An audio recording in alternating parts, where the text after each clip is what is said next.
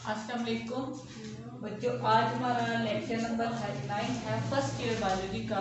हमने chapter start किया था चैप्टर नंबर 2 बायोलॉजिकल मॉलिक्यूल्स में। हमारा आज का टॉपिक है स्ट्रक्चर ऑफ प्रोटीन्स।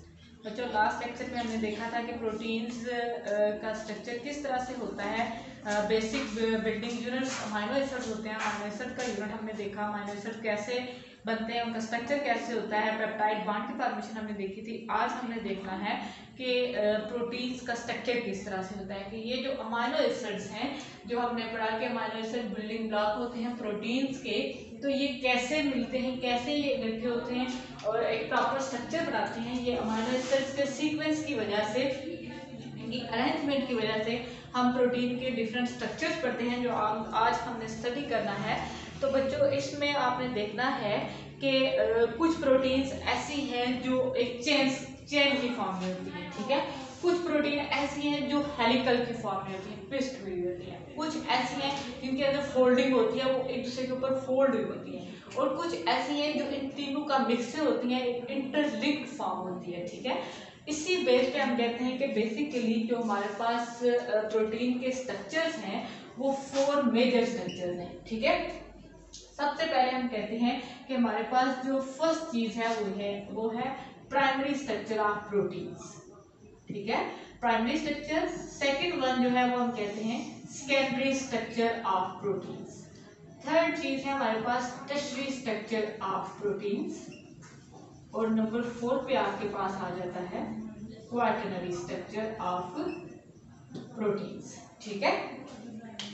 अब बच्चों, आप लोग अगर इसको गौर से देखें तो आपको समझ आएगी कि प्राइमरी का मतलब है कि एक फर्स्ट स्टेप आप इसको कंसीडर कर सकते हैं, ठीक है, या फर्स्ट ग्रेड आप इसको कह सकते हैं कि जो प्राइमरी स्ट्रक्चर होगा प्रोटीन का वो बहुत सिंपल स्ट्रक्चर होगा, ठीक है। सेकेंडरी स्ट्रक्चर जिसमें प्राइमरी मिलके सेकेंडरी स्ट्रक्चर बना देंगे, ठीक है, तो आप इसको ग्रेड 2 कंसीडर कर सकते हैं। टर्शियरी स्ट्रक्चर में ये दोनों चीजें मिलकर टर्शियरी स्ट्रक्चर बनाती हैं, इसको आप ग्रेड 3 कंसीडर कर लें। और क्वाटरनरी स्ट्रक्चर में ये तीनों स्ट्रक्चर मिलते हैं और आपके पास क्वाटरनरी स्ट्रक्चर आता है, इसको आप ग्रेड 4 का नाम देते हैं, ठीक है। अब हम क्या करते हैं, वन बाय वन इनको स्टडी करते हैं कि प्राइमरी स्ट्रक्चर किस तरह से होता है, सेकेंडरी स्ट्रक्चर किस तरह से है, टर्शियरी और क्वाटरनरी स्ट्रक्चर में कौन सी एग्जांपल्स आती हैं, ठीक है। तो सबसे पहले आपके पास जो चीज है वो है primary structure of proteins.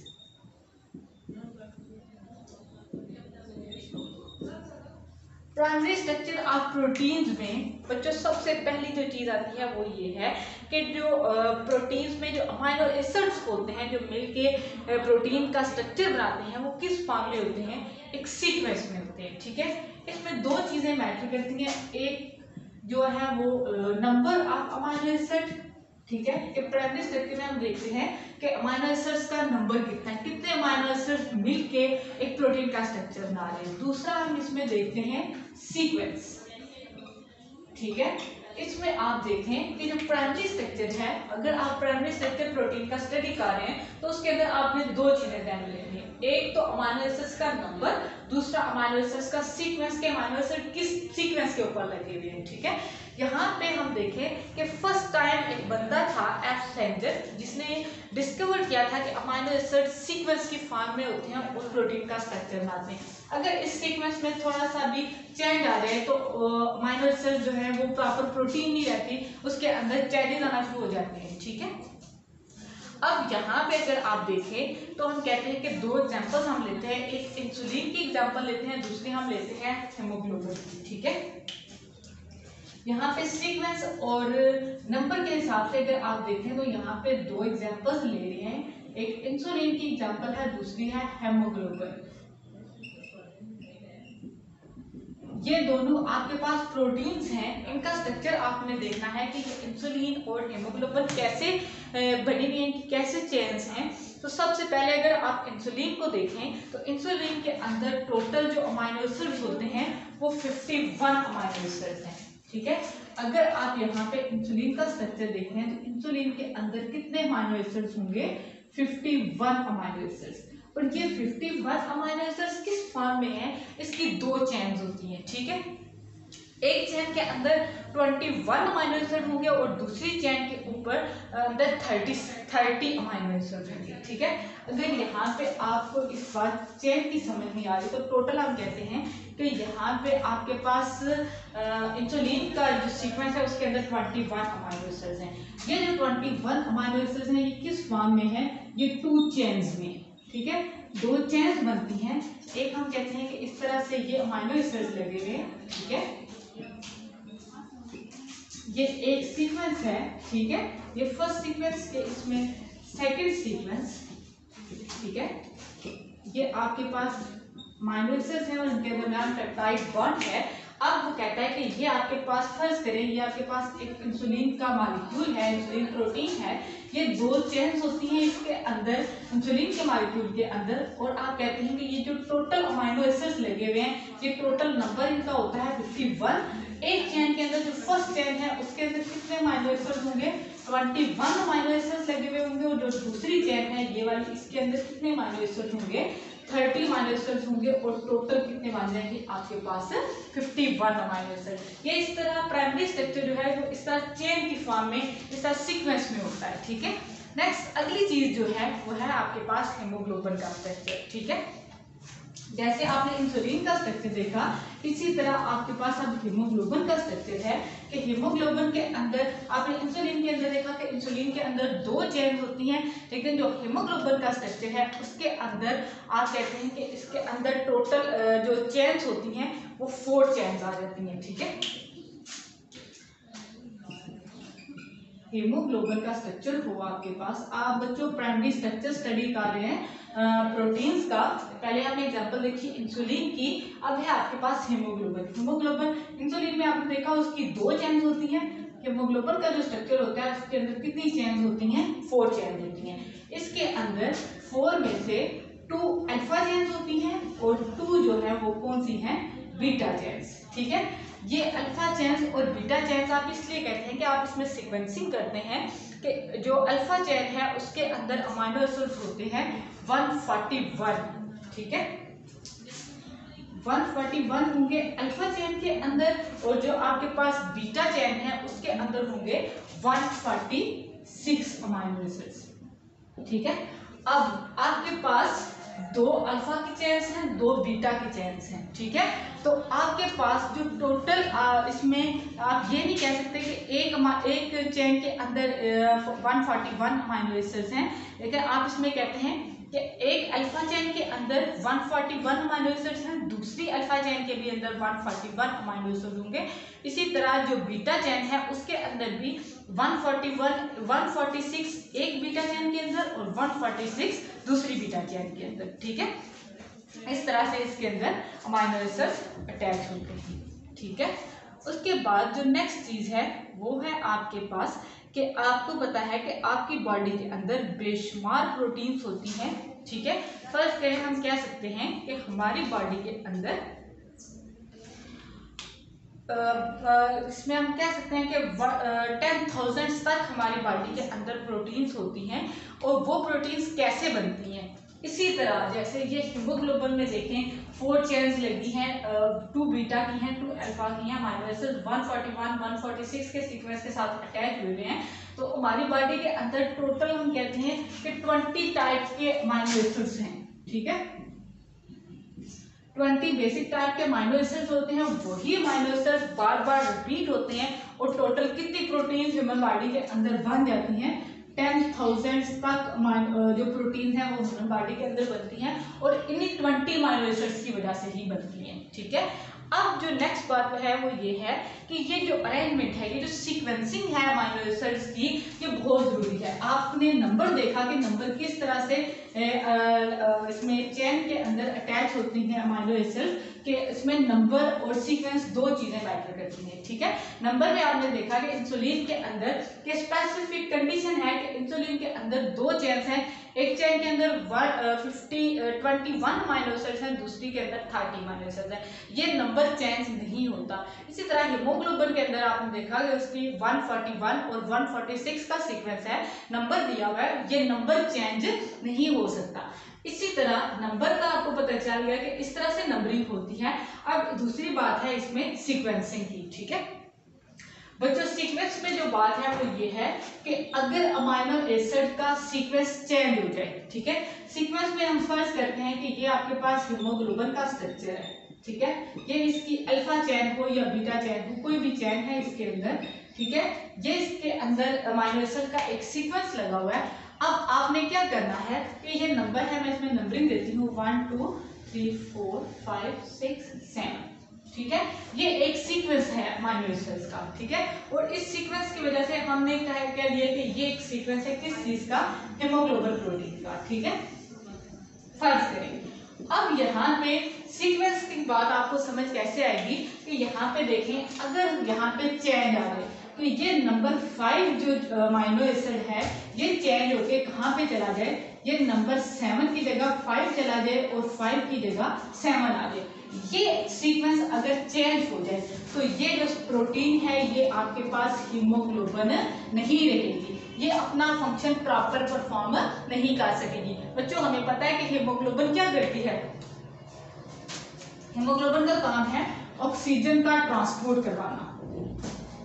Oxygen की ट्रांसपोर्ट कौन करवाता है, हीमोग्लोबिन। अब यहाँ पे अगर इस सीक्वेंस के अंदर चेंज आ जाए तो ये जो अमाइनो एसिड का सीक्वेंस बनता है, इसका मतलब ये आपको रिप्रेजेंट नहीं कर रहा कि ये हीमोग्लोबिन है, तो इसका मतलब आपकी बॉडी के अंदर एक डिजीज प्रोड्यूस होता है जिसको आप कहते हैं सिकल सेल एनीमिया, ठीक है।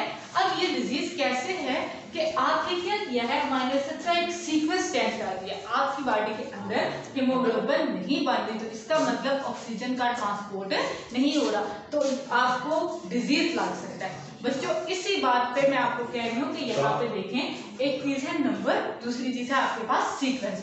नंबर भी मैटर करता है और सीक्वेंस भी मैटर करता है। अगर नंबर की आप बात करें, अगर 141 की जगह आप 142 अमाइनो एसिड्स ऐड कर देते हैं तो बच्चों वो हीमोग्लोबिन का स्ट्रक्चर नहीं होगा। इसी तरह जब आप 5 की जगह 7 ले आते हैं और 7 की जगह 5 लेके आते हैं तो बच्चों ये आपके पास डिजीज काज करता है और इस डिजीज की वजह से आपकी डेथ भी हो सकती है, ठीक है। ये आपको समझ आ गई है प्राइमरी स्ट्रक्चर की। नेक्स्ट अगली चीज है आपके पास सेकेंडरी स्ट्रक्चर। प्राइमरी स्ट्रक्चर में बच्चों आपने 2-3 चीजें पढ़ी हैं नंबर और सीक्वेंस के हिसाब से, कि आपने कहा कि इसमें इंसुलिन का स्ट्रक्चर होता है और हीमोग्लोबिन का स्ट्रक्चर है। नेक्स्ट अगली चीज है आपके पास secondary structure of proteins.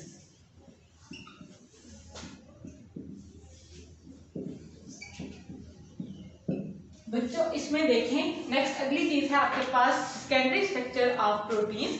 Secondary structure आपको पहले ही पता है कि जो आपको फर्स्ट शुरू में ही बता दिया कि जो प्राइमरी हैं वो स्ट्रक्चर्स मिलके आपके पास दूसरी चीज बनाते हैं जिसको आप कहते हैं सेकेंडरी स्ट्रक्चर ऑफ प्रोटीन, ठीक है। सेकेंडरी स्ट्रक्चर में बच्चों पॉलीपेप्टाइड चेन्स होती हैं। पॉलीपेप्टाइड चेन्स का क्या मतलब है, बेशुमार पेप्टाइड बॉन्ड्स मिलते हैं। पेप्टाइड बॉन्ड क्या होता है कि जब आपके पास अमाइनो एसिड्स मिलते हैं तो उनके दरमियान एक बॉन्ड बनता है जिसको आप पेप्टाइड बॉन्ड कहते हैं, जो कार्बोक्सिलिक ग्रुप के हाइड्रोक्सिल ग्रुप और अमाइनो ग्रुप के हाइड्रोजन ग्रुप के अटैच होने की वजह से वहां से वाटर का रिमूवल होता है और एक बॉन्ड बनता है जिसको आप कहते हैं ये पेप्टाइड बॉन्ड है। ये बेशुमार बॉन्ड्स जब बनते हैं तो उसको आप कहते हैं पेप्टाइड चेन या पॉलीपेप्टाइड चेन, ठीक है। अब सेकेंडरी स्ट्रक्चर कैसा होता है कि सेकेंडरी स्ट्रक्चर में बेशुमार पॉलीपेप्टाइड चेन फोल्ड होना शुरू हो जाती हैं, ट्विस्टिंग करती हैं, जिसकी वजह से आपके पास हेलिकल स्ट्रक्चर बनता है। बच्चों इस तरह से ये आपको पता है, ये आपके पास एक अमाइनो एसिड का सीक्वेंस हो, प्राइमरी स्ट्रक्चर, ठीक है, इस तरह से। अब क्या होना है कि यही स्ट्रक्चर, आप इसको अगर मैं इस फॉर्म में लिखूं कि ये आपके पास एक प्राइमरी स्ट्रक्चर है, ठीक है।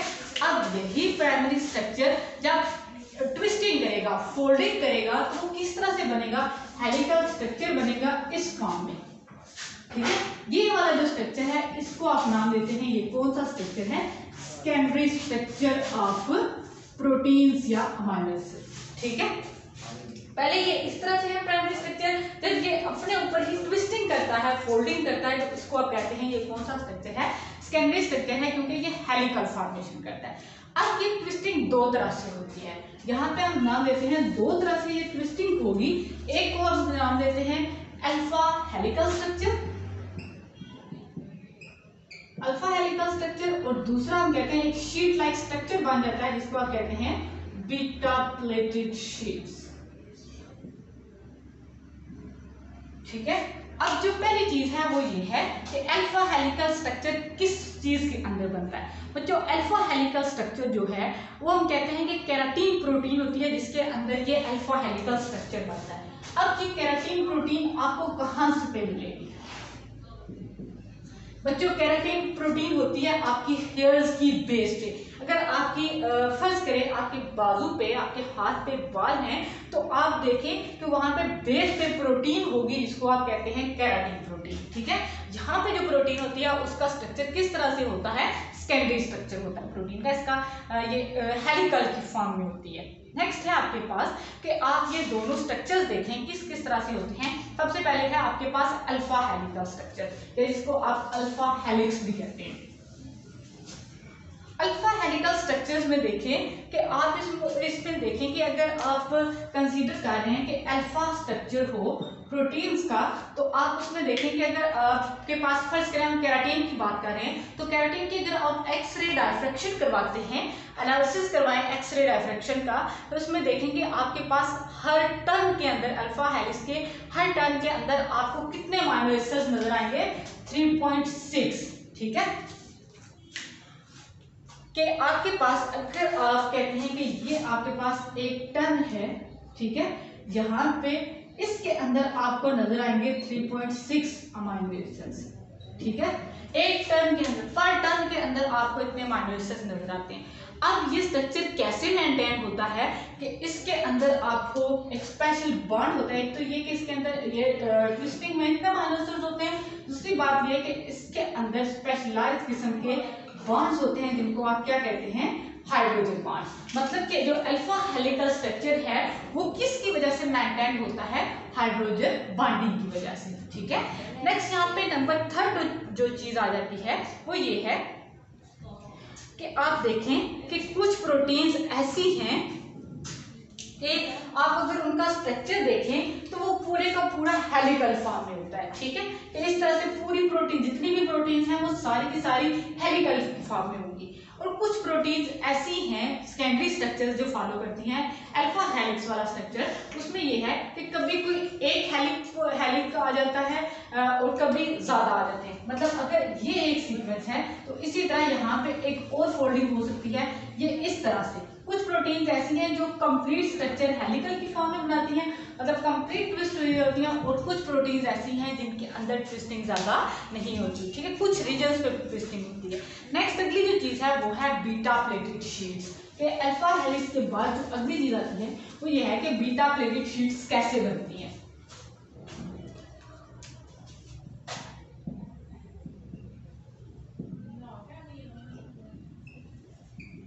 बीटा प्लेटेड शीट्स, बच्चों बीटा प्लेटेड शीट्स आप कॉमनली कहते हैं कि इनको आप नाम देते हैं ये जिगजैग चेन्स हैं। ठीक है, इनको आप एक और नाम दे देते हैं, ये कौन सी चेन्स हैं? ये जिगजैग चेन्स हैं। इस तरह से ये इस तरह से चेन्स होती हैं बीटा प्लेटेड शीट्स, जिनको आप जिगजैग चैनल्स भी कह सकते हैं। अब इनमें क्या होता है कि बेशुमार पॉलीपेप्टाइड चेन्स होती हैं जो कि एक दूसरे की पैरेलल लिंक्ड अप हुई होती हैं, और इनके दरमियान जो बॉन्ड होते हैं वो भी हाइड्रोजन बॉन्ड होते हैं, और इन बॉन्ड्स की वजह से ही आप कहते हैं कि जिगजैग शेप्स जो हैं वो मेंटेन होती हैं। ठीक है, अब जो नेक्स्ट चीज है वो ये है कि इसमें जो फोल्डिंग हुई होती है उसी तरह से जैसे अल्फा हेलिक्स के अंदर होती है, दो या दो से ज्यादा आप कह सकते हैं पॉलीपेप्टाइड चेन्स लिंक अप होती हैं और एक बीटा प्लेटेड शीट बना देती हैं।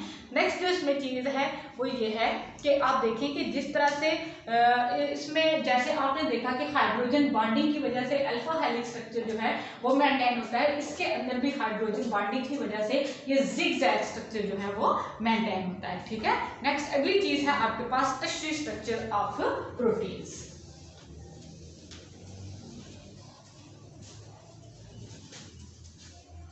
जो आप नंबर थर्ड पे देखें टर्शियरी स्ट्रक्चर्स ऑफ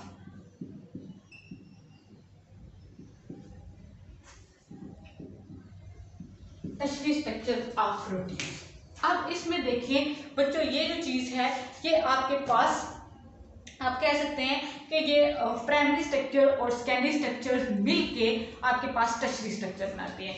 कैसे प्राइमरी और सेकेंडरी स्ट्रक्चर होगा कि आप देखिए, ये आपके पास प्राइमरी स्ट्रक्चर का सीक्वेंस, उसके बाद ये आपके पास सेकेंडरी का sequence, primary structure secondary structure, ये दोबारा इस तरह से प्राइमरी सेकेंडरी, ये इस तरह से जो सीक्वेंस बनता है इसको आप कहते हैं, ये कौन सा स्ट्रक्चर है, इस पे आप कह सकते हैं कि ये टर्शरी स्ट्रक्चर है माइनर सेल्स का या प्रोटीन्स का। यही स्ट्रक्चर जब एक खुद के ऊपर एक फोल्ड होता है तो ग्लोब्यूलर स्ट्रक्चर बना देता है प्रोटीन्स का। नेक्स्ट आप पढ़ेंगे फाइब्रस प्रोटीन और ग्लोब्यूलर प्रोटीन्स, ठीक है। इसमें आप देखें, इसमें बच्चों आपने देखा कि जो प्राइमरी स्ट्रक्चर है उसमें पेप्टाइड बॉन्ड होते हैं, ज़्यादा पॉलीपेप्टाइड चेन्स नहीं होती। सेकेंडरी स्ट्रक्चर में बेशुमार पॉलीपेप्टाइड चेन्स आ जाती हैं जो हेलिकल स्ट्रक्चर भी बनाती हैं और बीटा प्रेसिड्यूस फॉर्मेशन भी करवाती हैं। अब जो थर्ड चीज़ है सेकेंडरी स्ट्रक्चर, इसमें बच्चों 3 तरह के बॉन्ड्स आ जाते हैं, जिसमें आप कहते हैं हाइड्रोजन बॉन्डिंग भी होती है, आयनिक बॉन्डिंग भी होती है और डाइसल्फाइड ब्रिज भी बनते हैं, मतलब सल्फाइड सल्फाइड बॉन्ड्स भी बनते हैं, ठीक है। इसमें देखें कि आप कह सकते हैं कि हाइड्रोफोबिक अमीनो एसिड्स की वजह से टर्शरी स्ट्रक्चर जो होते हैं वो ज़्यादा से ज़्यादा स्टेबल होते हैं, ठीक है। अब नेक्स्ट जो चीज़ है वो है quaternary structures of protein. Quaternary structure में आप देखें, ये आपके पास हाईली कॉम्प्लेक्स स्ट्रक्चर होता है अमीनो एसिड्स का, और हाईली कॉम्प्लेक्स स्ट्रक्चर में ये बात है कि इसमें प्राइमरी स्ट्रक्चर भी आ जाता है, सेकेंडरी स्ट्रक्चर भी आ जाता है और टर्शरी स्ट्रक्चर भी आ जाता है। इसमें बच्चों जो एग्जांपल आ जाती है क्वाटरनरी स्ट्रक्चर में वो है हीमोग्लोबिन का स्ट्रक्चर, कि जो आपका ऑक्सीजन कैरिंग प्रोटीन होती है रेड ब्लड सेल्स के अंदर, वो परफॉर्म करती है कौन सा स्ट्रक्चर, क्वाटरनरी स्ट्रक्चर। तो क्वाटरनरी में आप कह सकते हैं ये इस तरह से ये बेशुमार पॉलीपेप्टाइड चेन होती हैं जो एक दूसरे के साथ इस तरह लिंक्ड हुई होती हैं, एक स्ट्रक्चर बना देती हैं, जिसको आप क्या कहते हैं, ये कौन सा स्ट्रक्चर है, क्वाटरनरी स्ट्रक्चर। तो क्वाटरनरी स्ट्रक्चर में आप कह सकते हैं कि 2 या 2 से ज़्यादा पॉलीपेप्टाइड चेन जब एक दूसरे के साथ इंटरेक्शन करती हैं तो इसको आप क्या देते हैं, नाम देते हैं कि ये कौन सा स्ट्रक्चर है, क्वाटरनरी स्ट्रक्चर्स ऑफ प्रोटीन्स, ठीक है। बच्चों आज हमने स्टडी किया है primary structure of protein, secondary structure of protein, tertiary structure और क्वाटरनरी स्ट्रक्चर्स ऑफ प्रोटीन्स, ठीक है। नेक्स्ट हम स्टडी करेंगे क्लासिफिकेशन ऑफ प्रोटीन्स के फाइब्रस प्रोटीन कौन सी होती हैं और ग्लोब्यूलर स्ट्रक्चर कौन सा होता है प्रोटीन्स का, और देन हम स्टडी करेंगे डीएनए और आरएनए। ओके, अल्लाह हाफिज़।